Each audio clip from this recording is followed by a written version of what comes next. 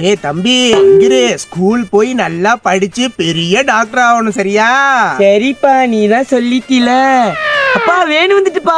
ஐயோ வேணது பாட்டி. ஐயோ தம்பி, படிச்சு பெரிய ஆளாயி டாக்டர் தானே ஆக போற. நான் எப்பப்பா டாக்டர் ஆகுறேன்னு சொன்னேன்? நான் கலெக்டர் ஆக போறேன். கலெக்டரா? இது எப்பயில இருந்துடா? அவங்க தானப்பா ஸ்கூலுக்கெல்லாம் லீவ் விடுறாங்க. லீவா? அம்மாமா லீவ் விட்டாயமா? ஏய் 10th முடிச்சுட்ட, படிச்சு கலெக்டர் ஆயிருவில்ல? லூசாப்பா நீ? கலெக்டரா? நான் இன்ஜினியர் ஆக போறேன்ப்பா. இன்ஜினியரா? டே நீ தானடா கலெக்டர் ஆகுறன்னு சொன்ன.